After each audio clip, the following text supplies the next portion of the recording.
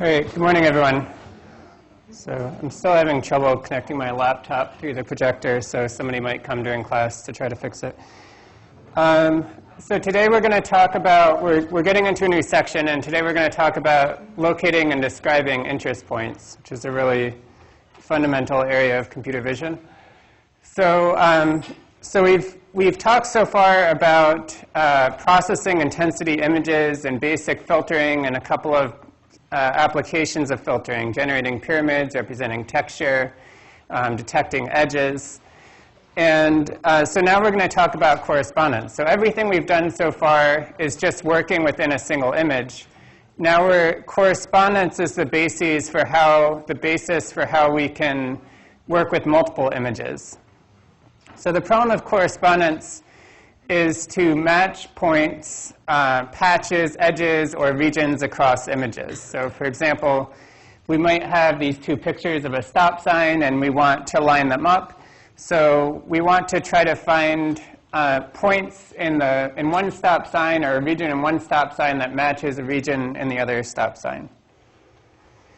And then the related problem is alignment. Alignment is solving for the transformation that makes two things match better. So once you've established some correspondences, you know that the T in one stop sign corresponds to the T in the other, then we can try to find some kind of transformation, like an affine transformation or translation or perspective transformation, that maps the corresponding points in one image to the corresponding points in the other image. So here, in this case, I think a perspective transformation is done, or a homography, and so now after that transformation, the two stop signs all the points will line up really well.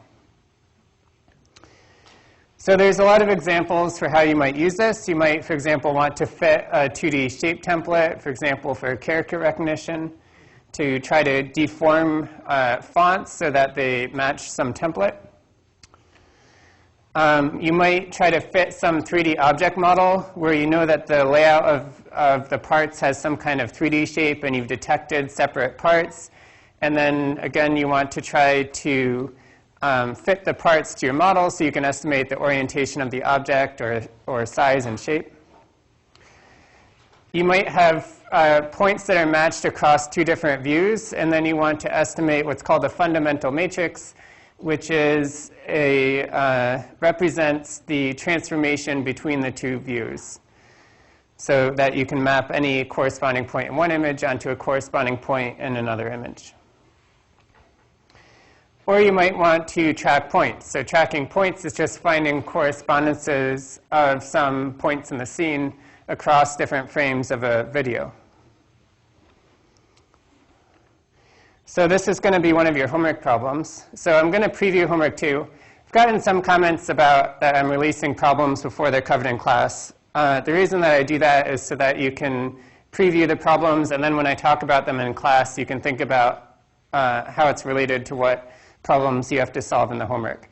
So even though homework 1 isn't due yet, homework 2 is now online, so you can see, I'll give you a preview now of the kinds of problems that you'll do for it. So the first problem is interest point detection and tracking. So today we're going to talk about interest point detection, and then we'll talk about tracking on Thursday. So the problem here is that you've got a series of frames. This is called the hotel sequence. And you want to detect points that you can track. The meaning of that will become clear today.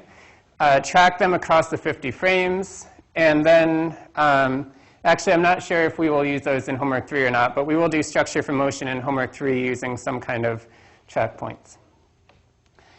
Then we want to align another problem that we'll have is to align the object edge images. So if we're given two images of the edges of an object, we want to try and find the transformation that maps the points in one image to the points in the other image. So in this case, it's a pretty simple application of trying to align 2D edges, or the edges of an object's silhouette. But you could use a similar procedure for aligning 3D points, for example, to line up a point cloud that you've captured of an object with some model of the object. And then also we'll do in the homework just the basic equations for doing interest point-based alignment of objects. So that if you have, for example, like a picture of a textbook, then you can match points that you detect on the textbook to points that you have in a database, and then align it to some known image of the textbook in the database, and then look up information about it. So today we're just going to talk about interest points. And you may have heard these, you may see these under various names. So interest points, key points, sometimes features, all refers to the same thing. It just means points in an image, basically, where you think that you might be able to do some kind of correspondence. And there's a lot of different applications to interest points. So one is tracking, where you want to try to find points that you're going to be able to reliably track across frames. Another is recognition, where you want to, hey, it's fine if you try to fix it, because I'm not able to use my laptop for a couple days in a row. So, yeah, so like if I switch to HDMI or VGA, then my laptop sees that I have a connection, but the system does not see that. So I tried restarting my laptop, but it didn't do anything. What was working? The Thunderbolt was for you? What? The Thunderbolt was working, and not the HDMI? No, neither one is working. Neither VGA nor HDMI, even after I restarted. No, I'm using the system computer. Yeah, so for both of them, it just says that it's not.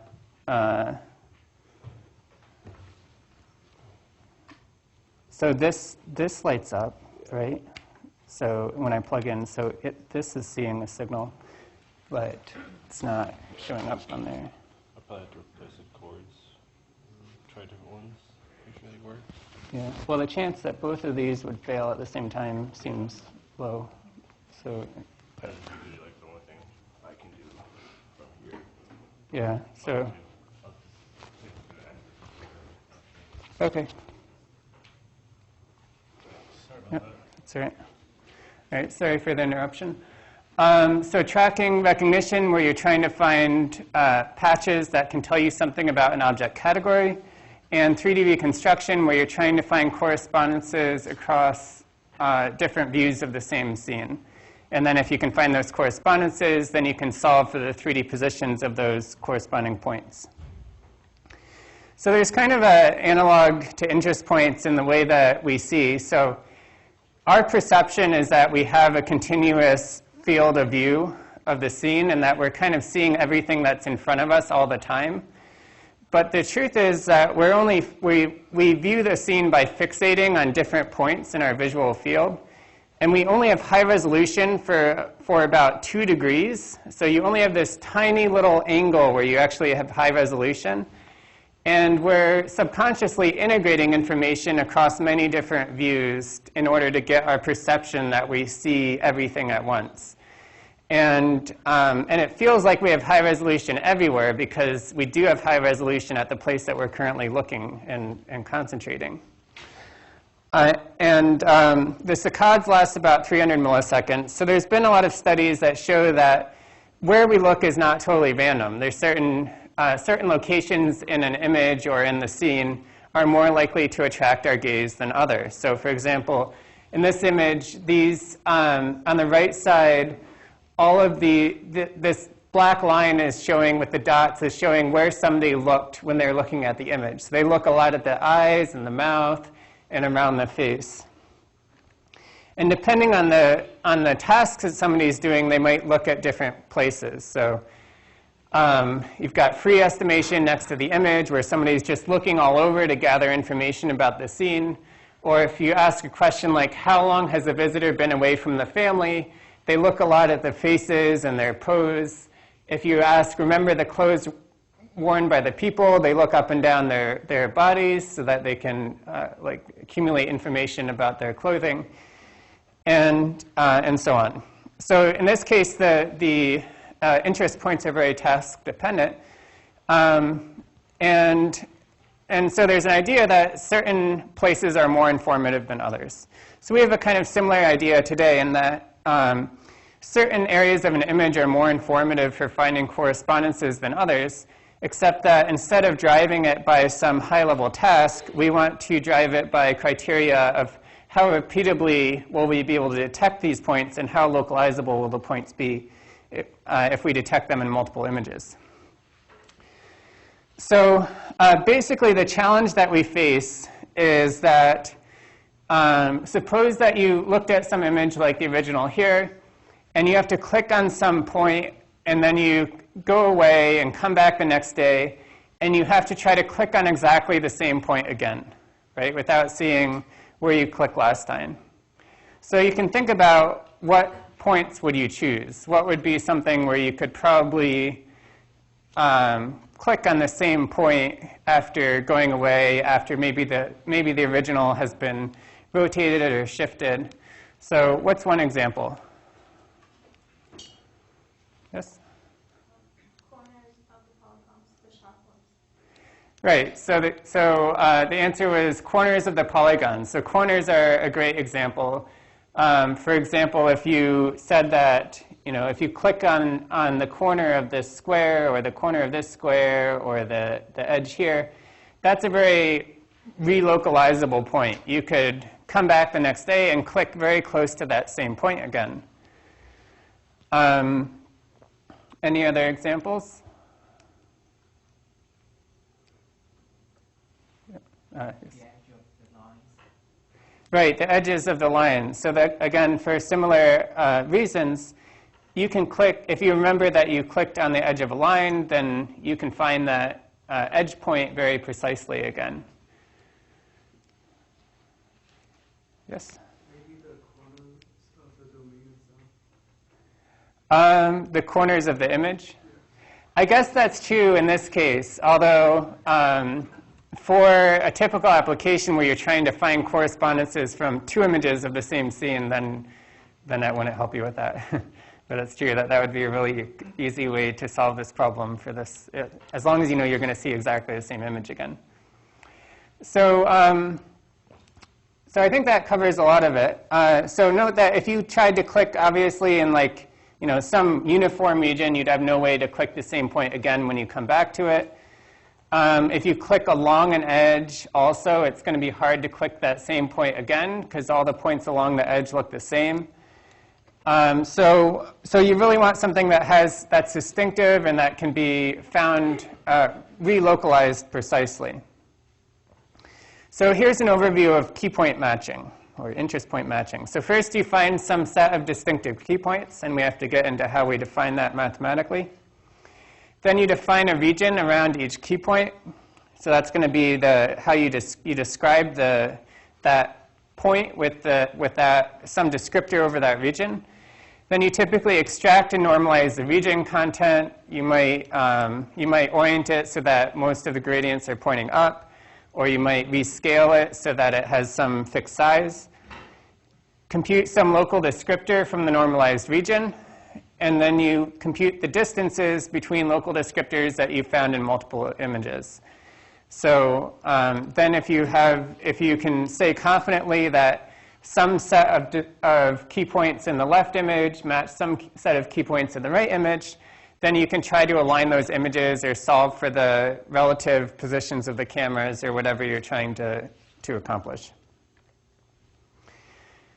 So the goal in detecting key points is to try to find something that's repeatable and distinctive. It has to stand out, and you have to be able to find it after the image has undergone some kind of transformation. So typically it's that you're taking photos of the same scene or of the same object, and you might have different lighting, you might have a different angle, you might have, the object may have moved, and so you want to try to be robust to things like rotation, translation, overall shift of intensity, and so on. So the trade-offs are that if you can try to be very picky about which points you choose, and then you're going to have more repeatability, and you might have more robust detection or better localization of the points. But on the other hand, you may miss out on a lot of opportunities to find correspondences, and it may cause you to not find any correspondences between images where there are some. On the other extreme, you can try to find more points, and then you can be more robust to occlusion. So even if there aren't very many correspondences that you could find, you'll have a chance at finding them. And if you have less texture, you can still find matches. The other key trade-off is in terms of describing the key points. We want to have some description that's very distinctive so that we don't incorrectly match things that actually come from different points in the scene. On the other hand, we want to be somewhat flexible to changes in lighting and orientation and so on, so that if a scene point undergoes some kind of transformation that we expect, then we can still match it. Yes, question? So by repeatable, I mean that if you took many pictures of the same object or the same scene, that you would be able to find that same point over and over again. And what's really tricky is that you don't know where you found it in the other image. So it's kind of like doing ESP, where you're given image number 2, and you have to pick 1,000 points. And you know that you chose 1,000 points in image number 1, and you hope that many of those points are the same points. You hope that there's at least a few hundred points in common. So you have to have some way of repeatably finding the same point in a scene without directly matching on it, because you can't, for example, let's say you can go to the Louvre and take a picture of a painting and use Google Goggles to look up information about that painting based on key points and descriptors. But obviously, Google Goggles isn't running a detector for all the things it's ever seen on that painting. It's able to find the same key points that it found on its image of the painting without knowing that you're looking at the painting in advance, and then it has a very quick way to look up the descriptors.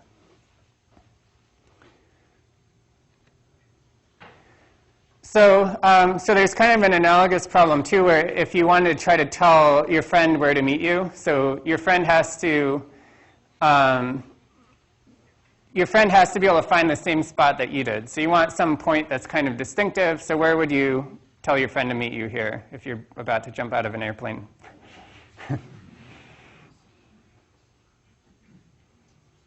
Yes? Right, the intersection of the roads. You can start at one of the roads and then move till you hit the intersection, and you can both follow that process and you'll find the same point. And that's basically how trackers work. What about this case? So where would you tell your friend to meet you here?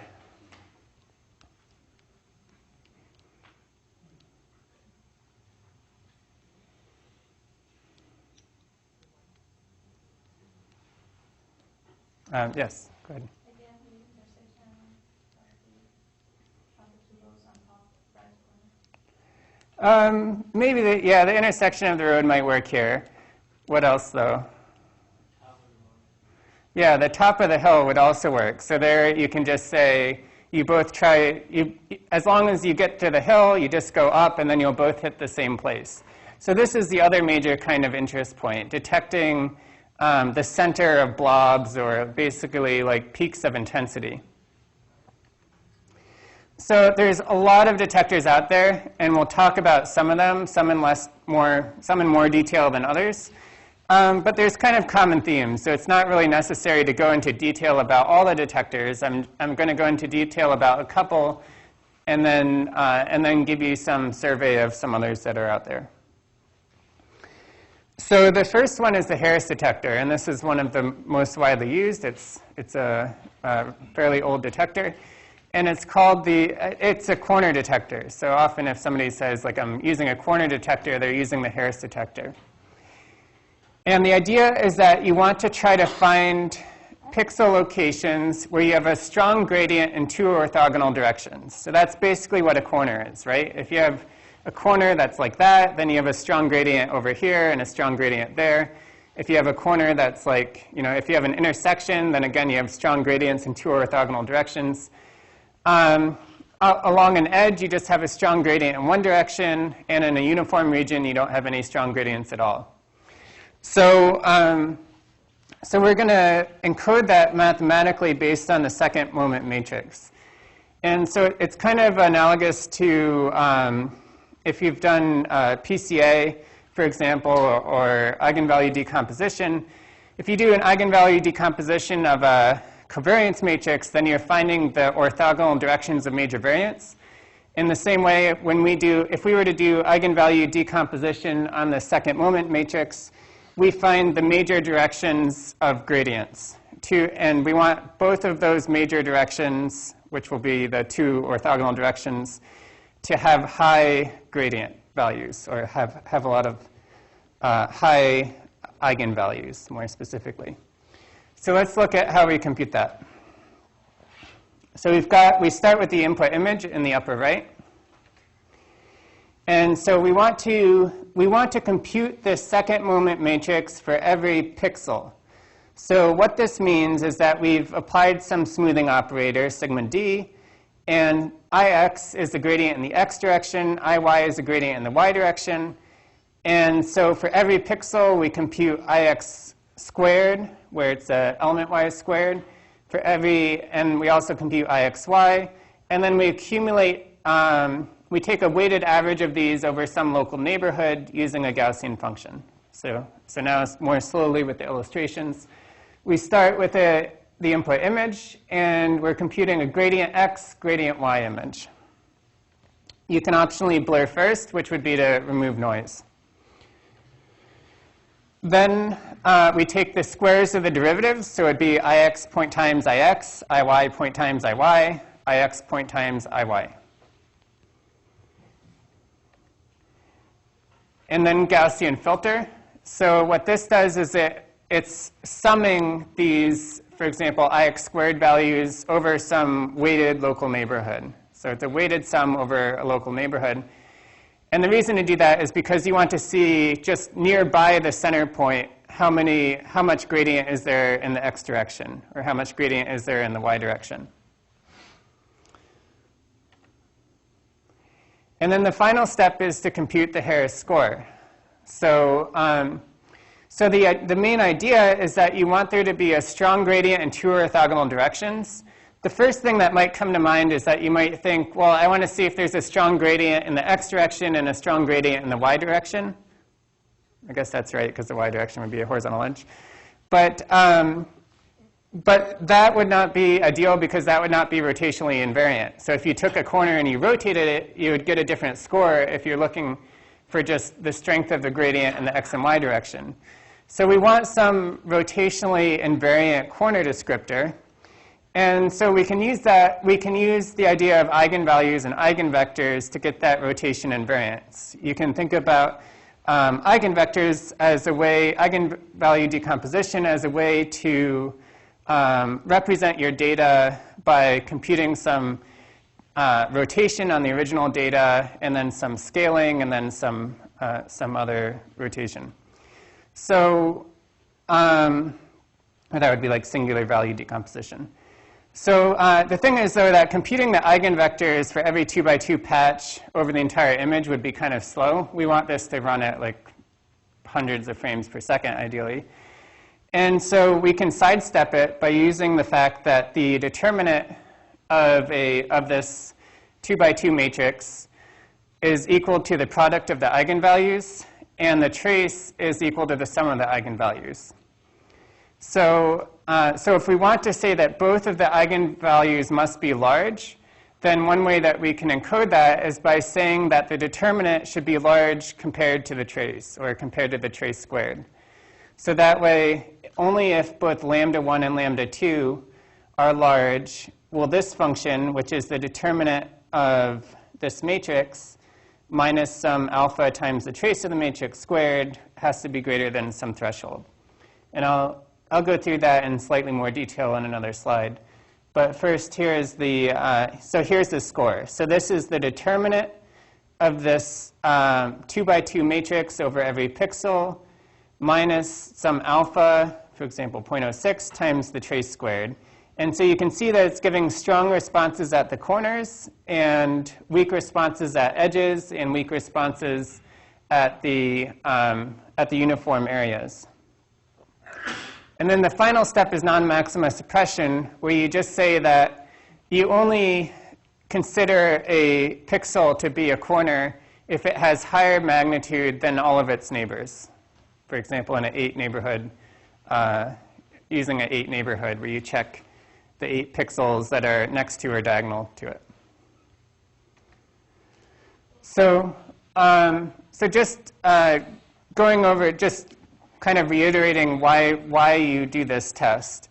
So what we've got here in the second moment matrix is a measure of the strength of the gradient in the x direction and in the y direction, and the correlation between the x direction gradient and the y direction gradient.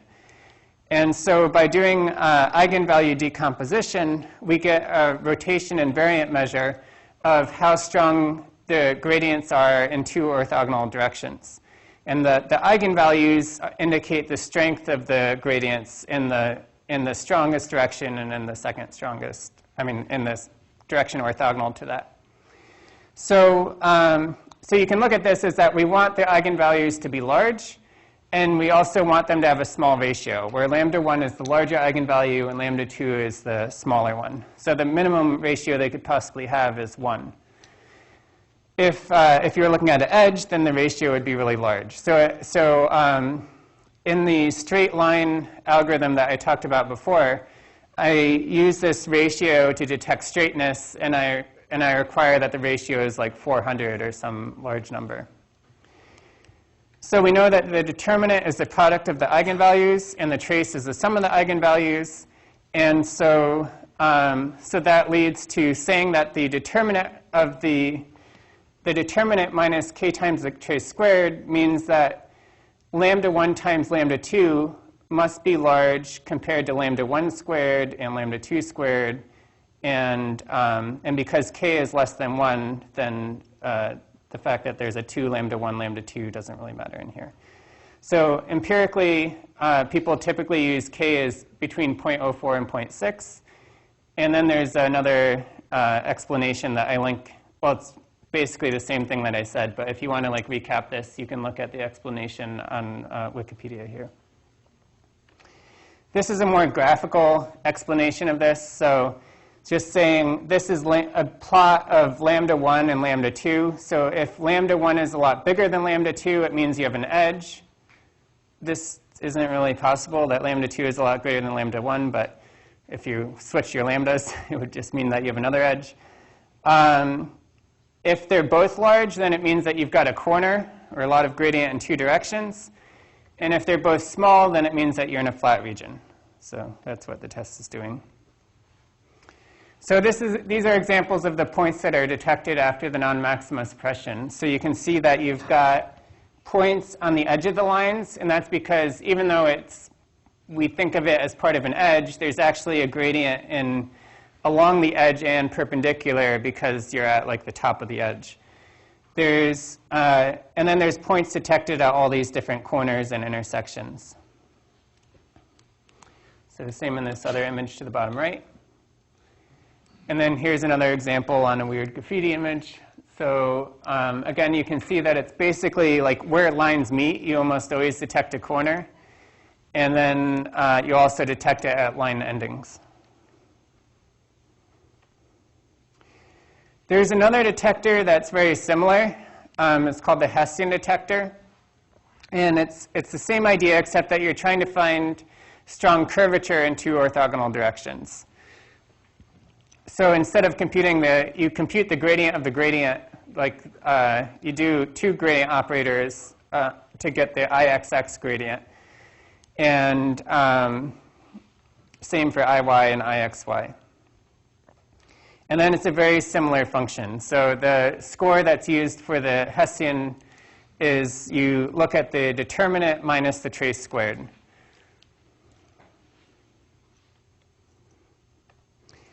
And then the Hessian has kind of similar responses, but it also tends to fire more in heavily textured areas than the corner detector does. But it will also fire on corners. So they're pretty similar detectors, yes? So it's telling us to find directions where the curvature is maximum and give points where that direction of both these eigenvectors is high, the weightage of both these. I got the intuition of the previous one where you're saying that gradients in both directions should be high because give a round, for example, the circular ball in center. Yeah. It would give points where the curvature is high in both directions, so something exactly where you're pointing. Like here, yeah. Yeah, so it can be similar. Corners will have high curvature in two directions, so it will still fire in corners, but it fires in additional places. Doesn't it have discontinuity in the curvature corners? You mean if you were to think of it like as an actual function like that? Yeah, but because of the smoothing, for example, you'll smooth out that you won't actually ever get like an exact. Because of pixelation and the smoothing that you apply, it means that you'll round out the corners. Yeah, it's not as I think the intuition for this is not as strong. I think and actually this is an older, if you look, the Harris detector was 1988, this is 1978. So they're very similar in the basic design, and I think that the Harris detector was created to try to be a little bit more selective about points for repeatability. Because as you might think, I think that these points along the edges of this curved region are more likely to change if you do some kind of perspective transformation or have minor perturbations on the image. But this is actually, the Hessian detector is actually still used quite a lot for matching as well. Not so much for tracking, but sometimes for finding correspondences for stereo or structure for motion. All right, so these interest points localize a point in xy, meaning that you return some position in the image for every, you get back basically a set of 2D points from the image, but they're not localized in scale. So the problem is that you might take pictures of the same object from different distances away, and so it's helpful if, in addition to knowing what are the 2D positions of those points, you have some measure of how much the scale has changed between those points. So we can do a kind of automatic scale selection, which is, the idea is that here's two different images. One is zoomed in version of the other. But we want to say that a point that we detect in this image has a smaller scale than the same point that we detect in this image. So we want to be able to have some guess about what the relative size of the patch in the scene is. So in other words, we want some kind of function that gives a maximum response, where it will give it'll give a maximum response that corresponds to how big the patch is in the scene. So on the left side, it peaks early because a small patch covers a large portion of the scene, where on the right side, it peaks later. And so by looking at these peaks, we want to be able to see that this is that the scale of this is about twice the scale of the patch on the left side. What is what? What are we plotting? Okay, so the question is, what are we plotting? So on the x-axis is scale, and on the y-axis is the response of some function that will be a scale signature, which I haven't defined yet. But I'm saying that the behavior that we want is we want some scale signature such that it will peak at a scale, at different scales for different scaled images, such that the scale that it peaks at is proportional to the scale of the patches in those two images, if you assume that you're looking at the same patch. So the main detector that's used for this is called a blob, difference of Gaussian detector, which sometimes people call a blob detector. So the idea is that, imagine that you're trying to find, this is the ideal version. So if you're trying to find the relative sizes of these different blobs, then you can create a difference of Gaussian detector, which is also very similar to a Laplacian detector, and look to see create a difference of Gaussian detector of different sizes and see which one gives you a maximum response. So here the y-axis is the response of these difference of Gaussian detectors of increasing size. So it corresponds to a larger Gaussian. And then it's the response for a small circle, a larger circle, and then a larger circle. So for a small circle, then a small difference of Gaussian will give the largest response because like the threshold where it reaches, where this detector is 0 will be the same size as the circle. Where for a larger circle, then a difference of Gaussian with a larger sigma will have a larger response. So we can use this to localize, to try to give some estimate of the relative scales of patches by looking to see which difference of Gaussian detector gives the strongest response at this position. So the difference of Gaussian, just to remind you, is just the original image minus a blurred version of that original image. So it's the same as the Laplacians that we compute, or very similar to the Laplacian pyramids that we compute. And so we want to compute this at multiple scales. And the way that it's done in practice is that you want to compute it at many different scales, and you want to compute it at fine steps. So one way that you could do it is just to compute a Gaussian pyramid, or basically a Laplacian pyramid. But then you only have a scale step of size 2. And so the way that it's computed in practice is that you have Gaussians of increasing size from 2 to the 1/4 to 2. So your sigma varies from 2 to the 1/4, 2 to the 1/2, 2 to the 3/4, 2 to the 1. And so you apply these different sigmas to your original image. Then you subtract the original image, and that gives you your 4 difference of Gaussians at different scales. And then you downsample each of these by a factor of 2, or you downsample your original by a factor of 2, and then you repeat. So you can do this by just taking your original, you apply a sigma of 2 to the 1/4, then you apply that sigma again and again and again, and by the end it's equivalent to applying a Gaussian of sigma 2. Then you take this smoothed image, downsample it, and then apply a Gaussian of sigma 2 to the 1/4 4 times, and then keep going. And then for each of these Gaussian images, you subtract the original image. So in this case, it's subtracting the downsampled version of this image. In this case, it's subtracting the original image. And then you've got your difference of Gaussian images. So this is what it looks like for this image. We've got the response of this difference of Gaussian filter at different scales over this image. And then for visualization, all the scales are resized to be the same size.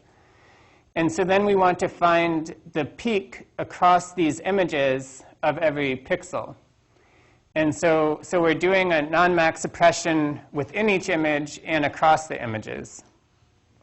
So we want to find a position in an image where its 8 neighbors in that image are where the value is larger than the 8 neighbors in that image, and also larger than the 9 pixels in the scale up and the 9 pixels that are beneath it and its neighbors.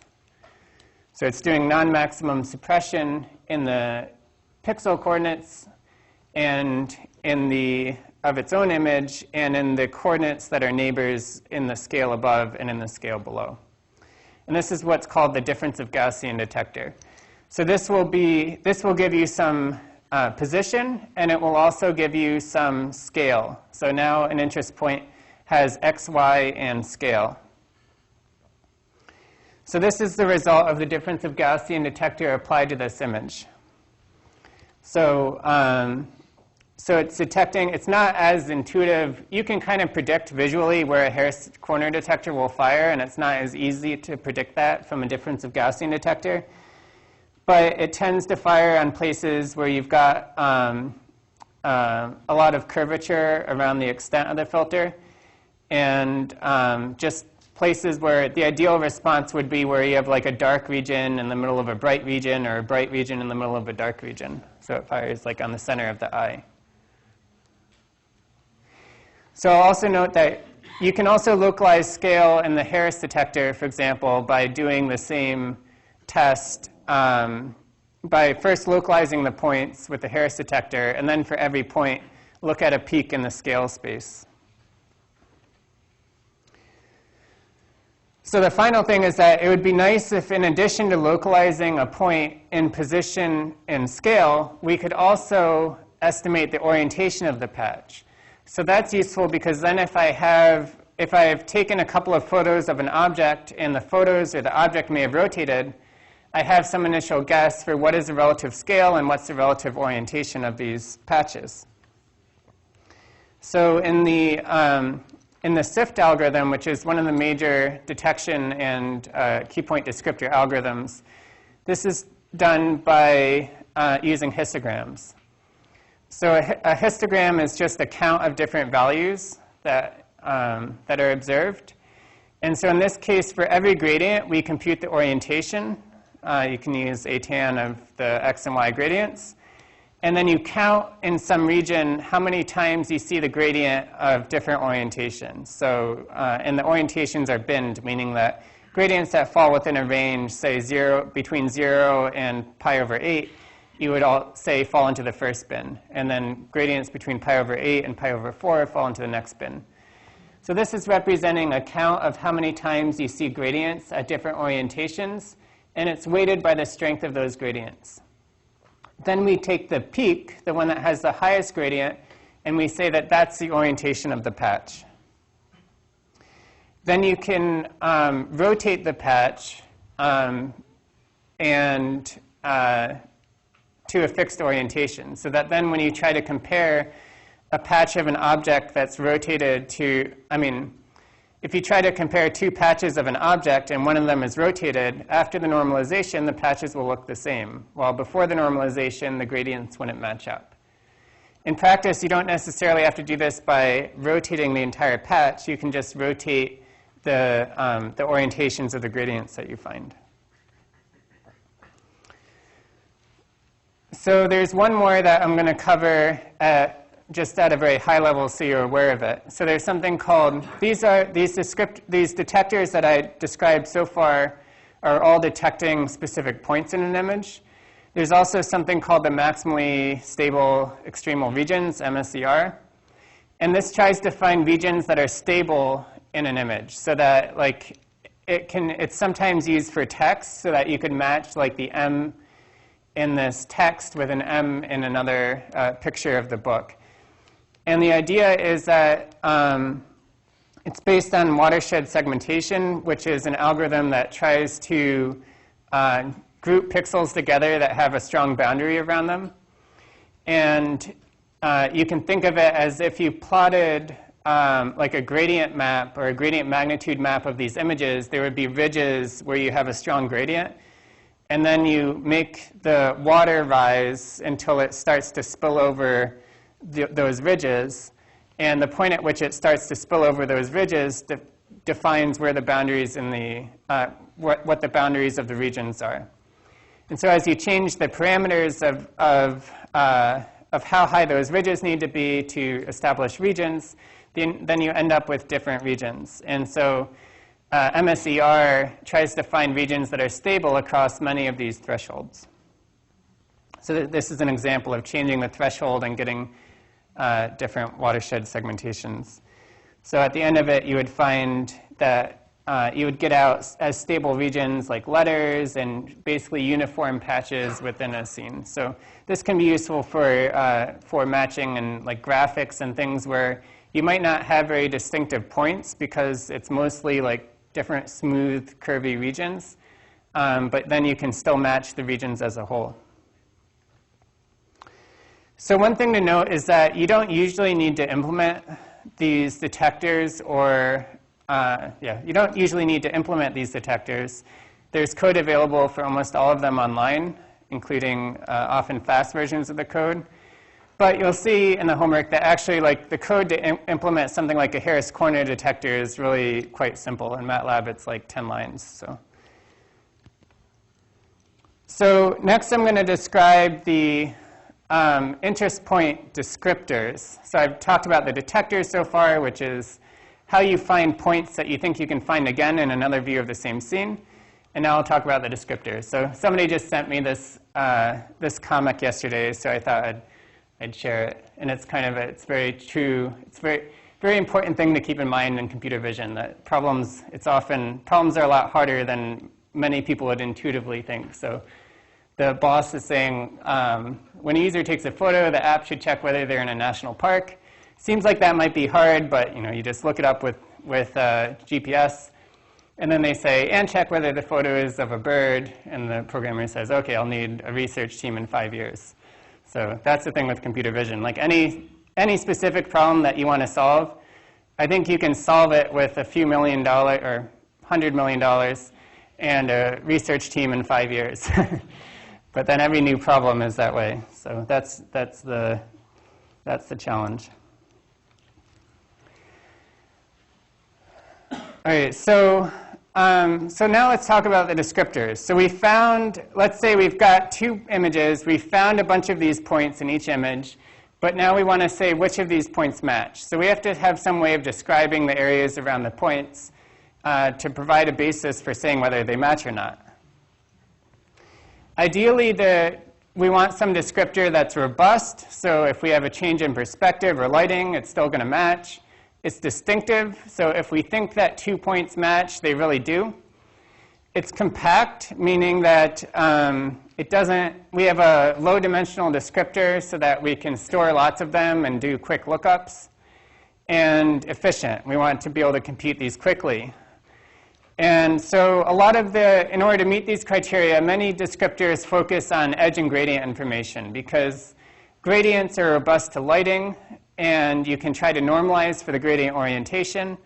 And then gradients are sparse, and so you can create representations that are fairly compact. They can be computed quickly.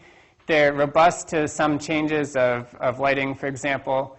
And if you've detected points where there's a lot of interesting texture, then they're going to be distinctive.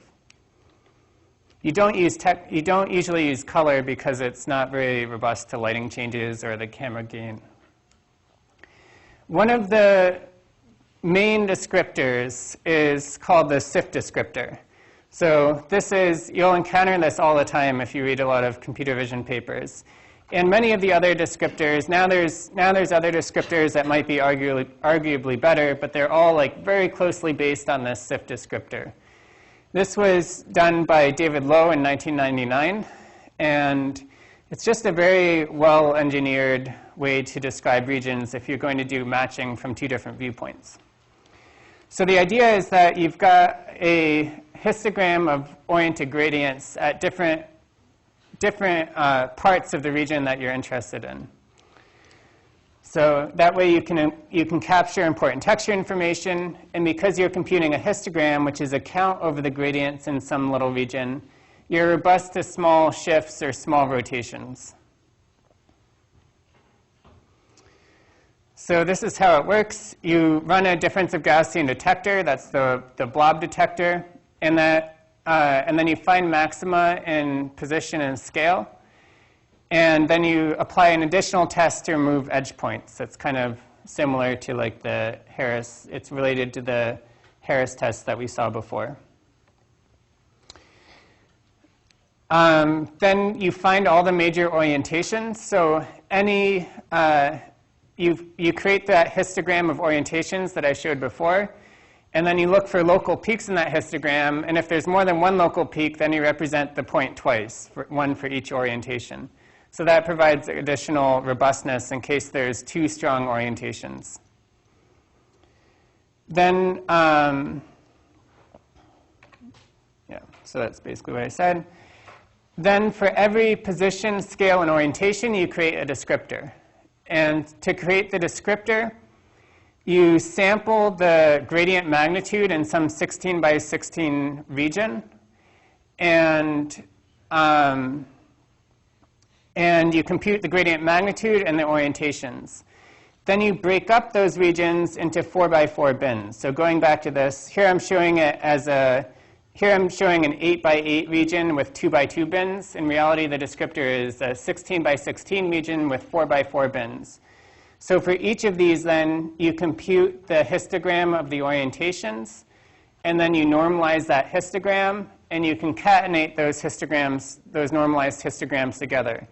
So you end up with a count of how many different what's the strength of orientation in different parts of your region. So this representation means that there's a lot of strength in the vertical direction and some in the diagonal direction over here.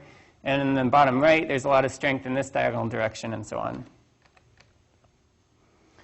Okay. So you sample the gradients, bin them into histograms.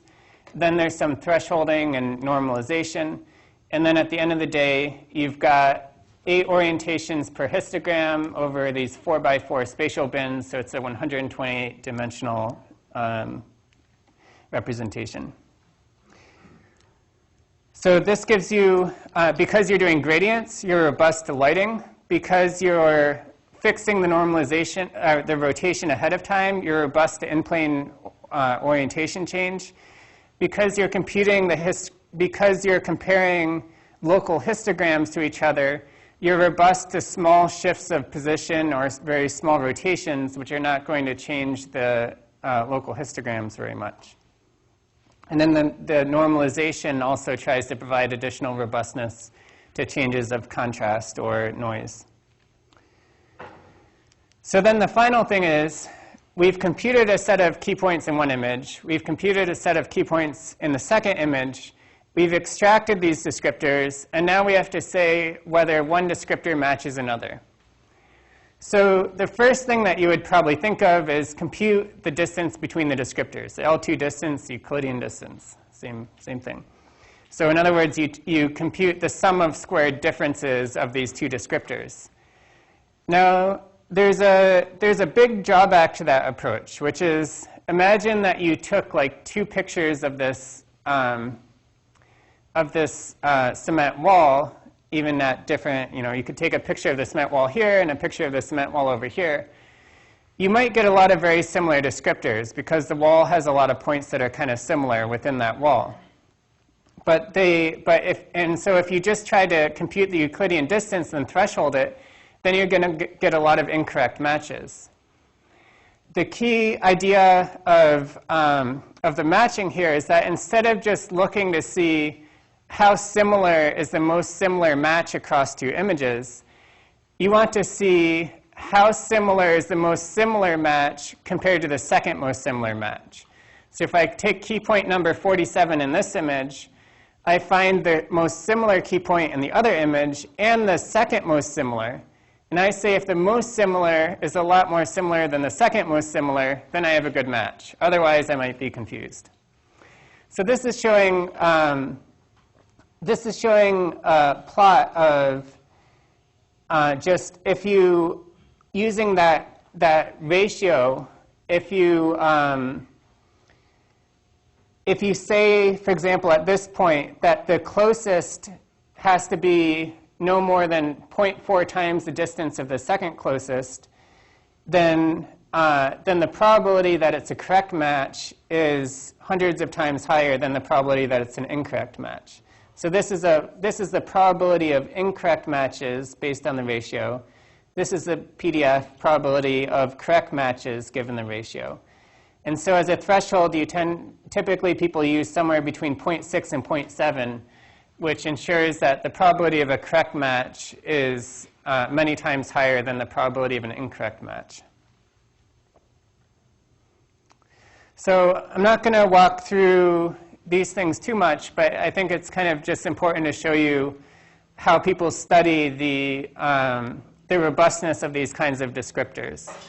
So this is showing repeatability with image noise. Basically, you take an image, you add some noise, then you redetect and match the interest points, and you see what's the recall, or how many interest points in the first image did he match in the second image. And so this is this plot up top is just saying that you have to get the location and scale correct. The one in the middle is saying that you have to get the location, scale, and orientation correct. And the one at the bottom is saying that out of a whole database of images, you have to match the correct key point in that database. So one thing you can notice is that there's not a huge change between these. So the descriptor is really distinctive in that if you think that you found a correct match, then you probably found a correct match. And then it's somewhat sensitive to image noise, but even with moderate amounts of noise, there's not a huge change in the repeatability. Then this is sensitivity to viewpoint angle. So here you can see that it's more sensitive to viewpoint angle. So if you take two pictures of a building wall and the angle of the camera changes by up to 30 degrees, then you can probably find good matches. But if the change is more than 50 degrees, then the chance of you getting finding corresponding points in those images is much less. So typically, people say that if the angle between cameras is more than like 60 degrees, then you can't really find good matches between them. And yes, question? I'm confused about how do you compare these sifts. So you have 128 fields, descriptors. So you need to compare the same fields, the same position fields to each other, or you compare each position to all other fields to the other image as well? Okay, yeah, that's a good question. So the question is just more, explain better like how you actually compare the SIFT descriptors in the images. So let's just say first that you're comparing SIFT descriptors across two images. So in that case, what's called the brute force way is that for every SIFT descriptor in image number 1, you compute the distance to every SIFT descriptor in image number 2. So if you have 1,000 images in 1,000 key points in each image, then you'll have around 1 million comparisons. Then, so for this descriptor, I've computed the distance to the 1,000 descriptors in image number 2. Then I look at the closest descriptor and the second closest one, and I look at the ratio of those distances. And if that ratio of closest over second closest is low enough, so if the closer one is much closer than the second closest, then I say that I found a good match. If you're looking across a database, you'll typically do the same thing, but for every pair of images, you'll repeat this process. Now, there's a much more efficient way to do it, where you cluster the key points, and you just represent them by some cluster number, and then you create efficient indices for looking up where your matches are. That's something that we'll get to later. But for now, we're just talking about this like brute force, like match every 128-dimensional descriptor by finding the Euclidean distance to every other one, and then within each pair of images, you look at the ratio.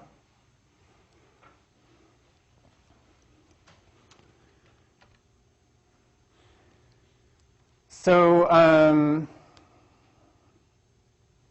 yeah, that's not too important.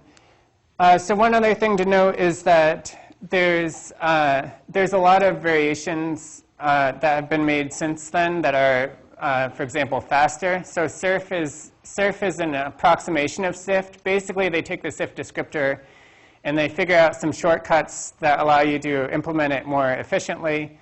And they also have a GPU implementation. So the GPU implementation could run at 200 hertz. One downside of actually both SIFT and SURF are patented, so you can't use them technically in commercial applications, although it's pretty common for people to use them in commercial applications. Or like companies like Microsoft will design their own, like DAISY is a Microsoft descriptor that's kind of similar, but it sidesteps the SIFT patent. Yeah, just something to be aware of.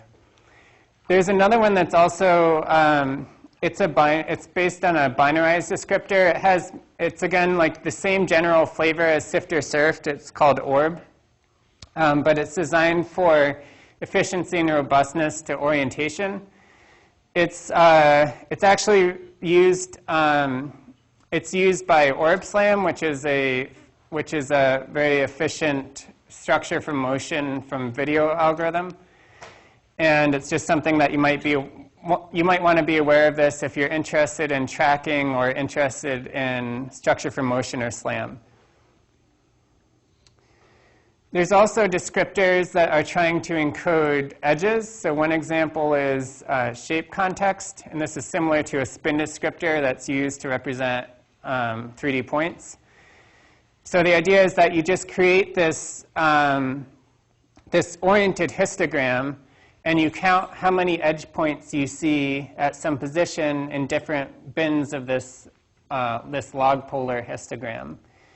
And so this is a descriptor that allows you to then compare. You might create these counts, cluster them, and then count how many times you see points in each of the clusters to compare one edge shape to another edge shape.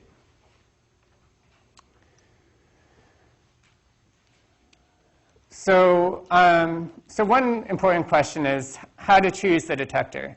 So we've talked about Harris detector, which is detecting corners. Harris. The Hessian detector, which is kind of similar, also detecting corners, but also can fire on some curved regions.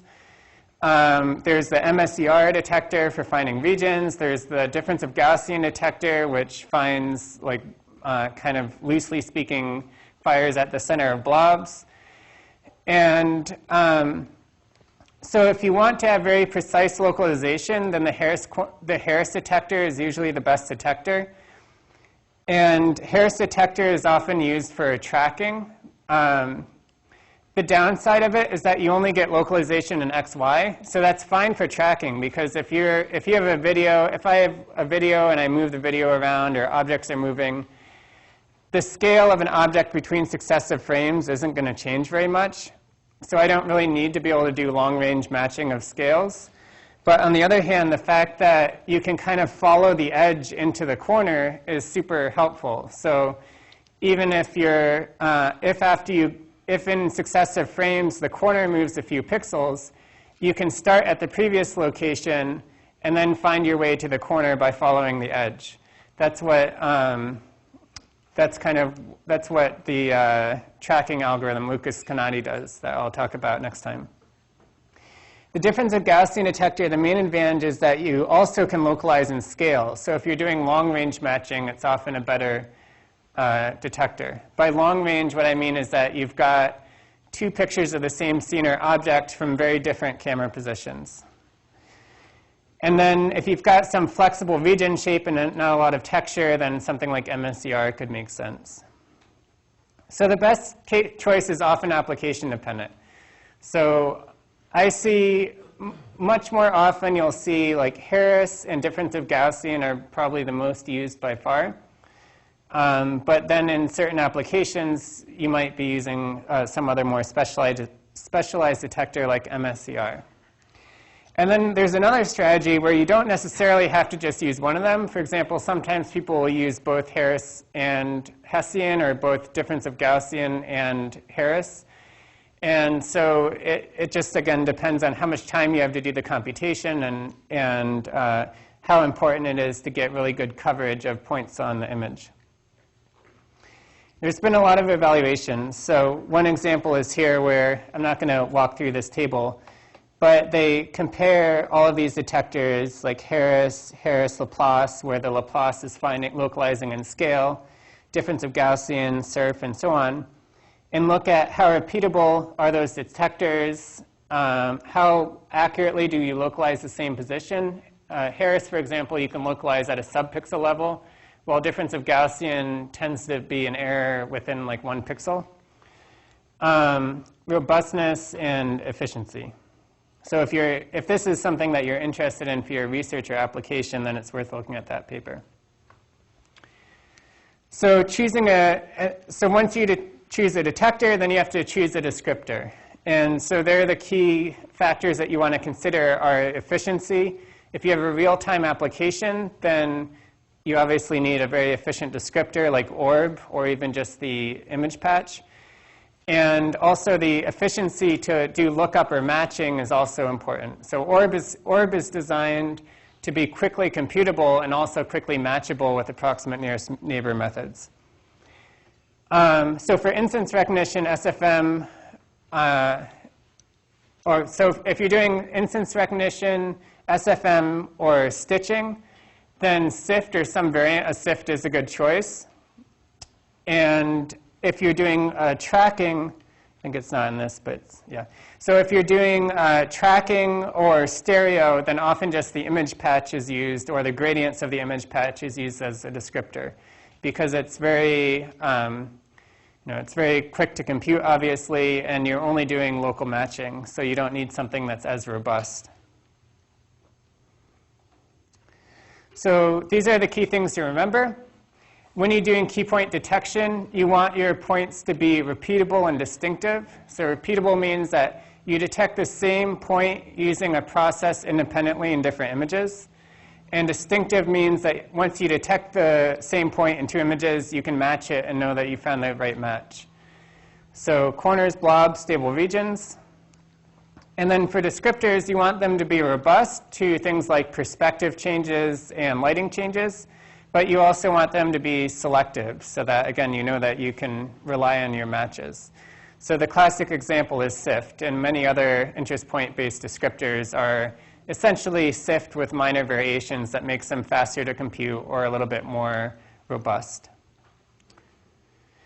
And so in the next class, I'm going to talk about feature tracking, so tracking corners across image frames, and optical flow, which is measuring motion, a very similar problem.